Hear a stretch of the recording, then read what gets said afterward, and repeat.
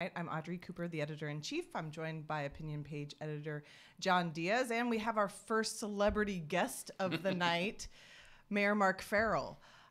Welcome to the Chronicle's Tiny Room podcast / live video room, Mayor. We were just talking before we went live. What did your morning look like? You went to vote, I see from the sticker. I did. I voted, of course. My wife and I have a tradition that we fill out our absentee ballots, but we don't mail it in. We take our now 3 children to the polling booth, and so we did that this morning at about 7 a.m. So I can make sure that I could still take our children to school, which is very important still because this is the last week of school. That is important. And so let's start right off the bat. I just saw on Twitter that there are still lines of people voting at City Hall right now. If you're in line, stay in line. If you're in line before 8 o'clock, you still get to vote. But turnout seems to be low. Why do you think that is? That's interesting. I had heard anecdotally same thing from a number of people that were at polling booths in different parts of the city today. Obviously, we hope that's not the case, and we want turnout to be as high as possible. But we will see. I think a lot of people were predicting around 45% turnout. I've heard estimates as low as 35 now.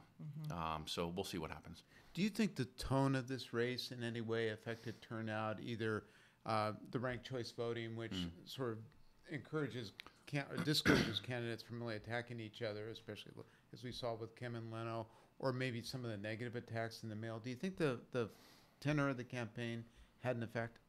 It's a great question. Maybe I don't know the answer there, but what I will say, and as you both know, second year in office, I proposed a charter amendment to take rid of ranked choice voting. Because I think what it does is it encourages candidates to come to the, be nice to each other and come to the middle. Which we hate it when candidates are nice to each other. It's one thing that's okay, but they also don't stand up on their own. And I would rather, especially for the mayor of a city of San Francisco, I want someone to say, you know what, here's my vision for the city. Here's what I believe in.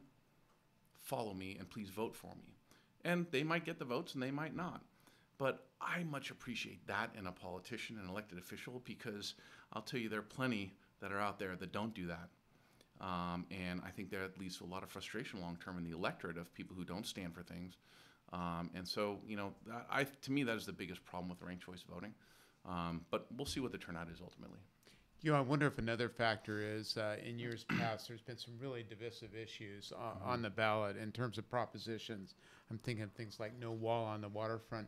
And even though there was some controversy on a number of these issues, whether it's the tax for child care or housing or the renter's protections in there wasn't that kind of vitriol that we usually see with propositions. No, you're absolutely right. There wasn't, they were all funded to help certain candidates in the mayor's race. Well, wait, explain that to everybody, what you mean by that. Well, a lot of ballot measures were put forward to help. You saw Prop C and D in particular were used as funnels to endorse, to really prop up name ID of certain candidates, which, by the way, is tried and true in politics, and that's the way it goes. But the point is, there was no ballot measure in and of itself that caused so much controversy, in its own nature. And so I think you're right. We certainly have a gubernatorial primary this year with certainly Gavin, our former mayor, on the ballot and a number of others. The laundry list was actually quite large and surprising when I opened my ballot. 27. Yeah, 27 crazy. Candidates. My wife actually this morning said, I can't believe there's this many on the ballot.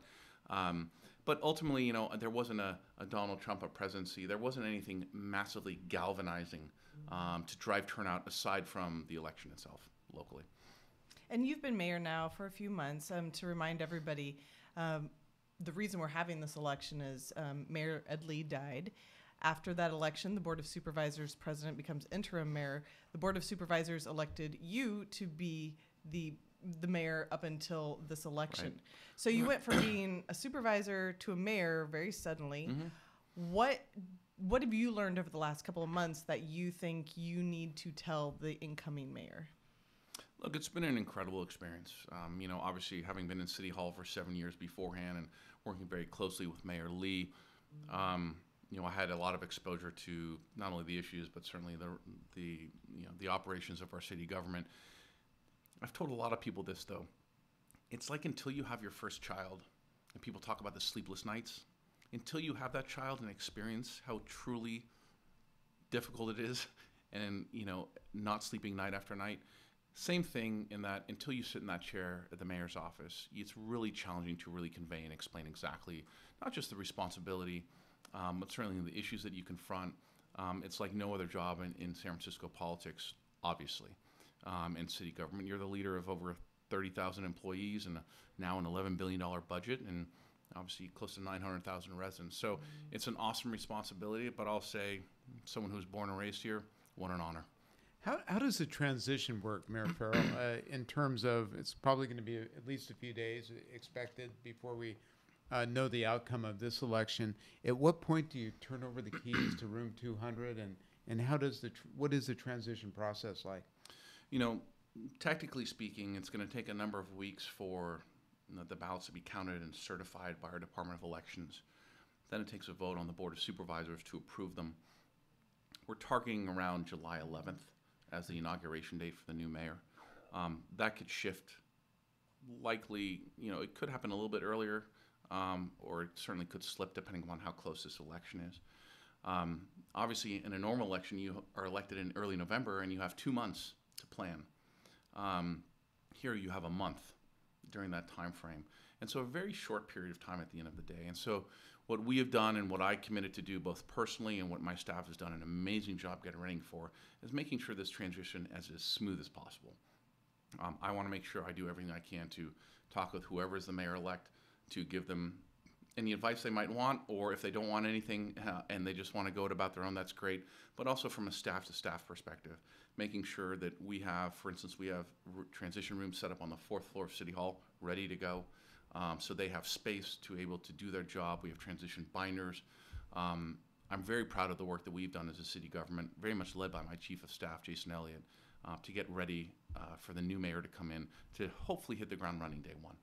And that transition, will it happen only after the votes are certified, or will that start even before then when we're pretty sure we know who the next mayor is?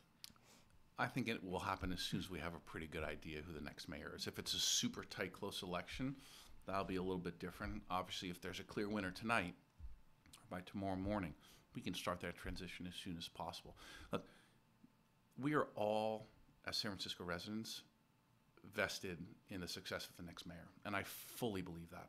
And I want to do my part to make sure that's as successful as possible, but also in particular want to make sure that they have everything they need so that day one they can really hit the ground running. That is certainly a priority of mine and something I want to make sure, and I know my staff is committed to as well. You came in and visited with our editorial board shortly after you became mayor, and of course the inevitable question came up: at what point might you run in 2019? Yeah. You were fairly Sherman-esque back a few months ago, but now you've had a few months on the job. Are you ready to say emphatically that you will not run in 2019, or is it still a possibility? Look, and I've read the articles of your columnists and saw Heather Knight out there before coming in here about taking that one quote. Look, it's just not part of the plans right now. If you saw the press conference, or what turned out to be a bit of a press conference this morning, our children are 12, 10, and 5, and that's my priority right now. What I meant to say was, you never know in the future what happens down the road in politics. I don't want to rule it out for the rest of life, but right now my focus is going to be on my children, my family, and so, and also during this transition period, I want to give the next mayor-elect, whoever he or she is, everything and every opportunity to not only succeed, but also have the benefit of the staff that's been there for quite some time, anything they want to pluck out of my experience, and really do anything I can to support them. So what is your plans when you leave City Hall? What do you plan to do? Go back to your business, or go on vacation? That's first job. I'm going to Disneyland. Yeah, something like that. You had no vacations in the time that you were mayor? We've had a little bit, but you know what? Really, a few weeks it'll be in July. We'll be going back to my business, but then really taking hopefully a protracted time away, not answering our phones in August before the children start back school. So. Look, as parents, we're on the school calendar, we're on the school clock, so school starts at the end of August, so we'll be back then. But really want to do everything possible to get some time away, really reconnect with the family. And as much as we've been able to, and I've been able to involve them in the mayor's office over the past 5 months, it's still important to reconnect as parents.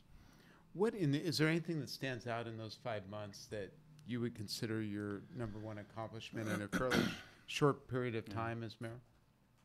Look, when we first talked, and the first day I came into office, I talked about 3 issues: homelessness, public safety, and the cleanliness of our streets. Those, to me, are the 3 major issues facing our city right now. And we've done a lot of work on ancillary issues as well that are critically important to our city, whether it be in the environment or civil rights issues and women's rights issues in particular. And I'm very proud of all those. But also proud that we stuck to our guns and did a ton around homelessness, both in terms of policies, in terms of funding new projects, creating new programs, funding new projects. Street cleanliness, obviously a major point of focus for us. And police staffing. Week 1 in office, I asked our police chief to put together a staffing plan for the future that would right-size our police department. We worked for 4 months on that, announced it but a few weeks ago, and really want to set our cities up for success in the future. It shouldn't be a gamble or game of Russian roulette to park your car in the city of San Francisco. We want to eliminate that type of public safety concern for our residents. I would argue you've also been more aggressive even than Ed Lee was probably in his last months about breaking up these tent encampments, the really big ones that we've seen. Not all the candidates have that as their number one issue that they want to tackle. Mm-hmm. The tent encampments, what have you seen about breaking them up, about trying to get those people help and services and housing, and what do you think the next mayor is going to be surprised at when it comes to homelessness issues? Look, I think it's important that we approach this with a compassion first policy. We needed to make sure, and I made sure, that we had every time if we broke up a tent encampment, we had offered those individuals multiple times, to be clear, housing, shelter, services. And at a certain point, I think where a city went is from a point of compassion to actually enabling street behavior. And to me, that's inappropriate for the long term of our city. And so what we did was we continued to offer shelter, housing, services time and time again. But ultimately, if people want to reject that and they choose to be on the streets, then we're going to take those tents away because our sidewalks are for everybody here in San Francisco. And the amount of stories of children stepping over tent encampments and people stepping on needles to get to school in the morning, to get to work in the morning, to take muni in the morning, inappropriate for our city. Tents shouldn't be part of our permanent landscape. And so long as we continue to focus on, certainly from a funding perspective, the exits off of the streets, more navigation centers, more long-term exits out of homelessness and out of navigation centers into housing. So long as we continue to focus on that, we will have the ability to take these encampments away. And I think it's an important part for the city of San Francisco to have that focus and, quite frankly, to be dogmatic about it. And we've seen success. I mean, the mission encampments are essentially gone. Every day you have to monitor them, to be clear. And now all of the large tent encampments are gone. And so we have these encampments of 10 or less. So it's great. It's a milestone, something to be proud of, but we have such a long way to go. It's really but a first step. One of the other things that the next mayor is really going to probably have to deal with head on is the Shipyard. It's a major redevelopment project. Mm-hmm. It's a site where we have a huge potential to build new housing, but it also seems increasingly clear that the Navy either didn't know or wasn't upfront about the fact that the site may be still radioactive. Yeah. Now, earlier you said to Heather that you wouldn't advise one of your friends or family members to buy a condo on that site. Yeah. You've since backed away from that a little bit. The information about the site only seems to be getting worse. What do you know that the rest of us don't know? Should have been more specific. I thought she was talking about Parcel B and the areas where they found these Tetra Tech problems. These are areas where we haven't built yet. The Navy hasn't sent over or really transferred the site to the city of San Francisco. To say you're going to buy a condo there at this point in time, no way. We need to make sure that those tests that were fraudulently done are discovered or redone. But Parcel A right now, which has been built on, which there's no reason to think there were any issues from an environmental perspective, absolutely would encourage people to go down there. There are amazing views, amazing condominiums, amazing parks and amenities.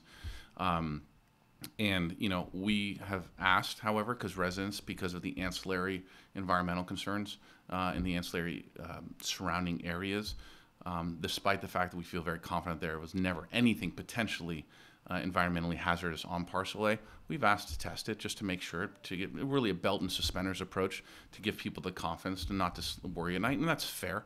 But absolutely, Parcel A, from my point of view, feel very confident about. It's those other parcels where we found these Tetra Tech problems that haven't been built on yet. That's what I was speaking about. We need to make sure those are safe before we start building. So I have to ask you about the issue of the day since you're here, Mayor. Sure. Police Chief Scott is going to stay, did not get the job in Los Angeles. Your reaction to that, and do you feel in some ways betrayed that he interviewed with Los Angeles? No, I don't. I think Chief Scott has done a great job for the city of San Francisco. I have very much valued our partnership together since literally the first day in office, whether it be talking through and working through police staffing questions or issues and plans. I mean, that took multiple months to do, to our weekly meetings. I think he's done a great job for our city and will continue to do so. As I've said over the past few weeks when this became very public, look, it's not surprising that other jurisdictions might want to have him. I think he's done an admirable job for our city. Obviously has a long tenure in Los Angeles, so I understand the pull back there. But at the end of the day, happy he's here. And I think the city's lucky for it. So the end of your election night looks like what tonight? Are you going to be refreshing sfchronicle.com looking at the election results? Absolutely not. Specifically, no. Terrible advertising. What are you doing tonight? It's crazy what happens when you're not on the ballot. It's a better feeling. It is fantastic. Yeah, we're going to go to a few different events for different candidates. And as I mentioned to you in the elevator up, my brother-in-laws are at the Giants game right now with Bumgarner on the mound, so they're trying to get me to go there. So we will see where the night ends up. I think Bumgarner on the mound, that might even trump election night and newsroom and cold election night pizza for us. Tend to agree. Yeah. Tend to agree. Audrey, don't say that. It's going to compete with us for ratings here. People are going to be switching to their television. That's true. That's okay. I wouldn't be hurt. My feelings wouldn't be hurt. We will be pitching long after Baumgartner has gone into the locker room. That's tonight. True. We are here. That's true. Our stamina is longer. And what's the last broadcast? Do you have a time? At least 10 o'clock. We'll have James Taylor from USF on with us. So hopefully we can bring it all home for people. We'll see what the election night results look like.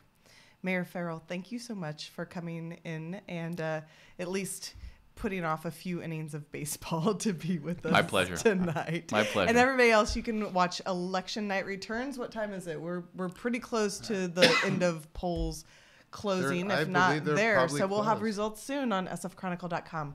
Thanks, everybody, and we'll see you in a few minutes.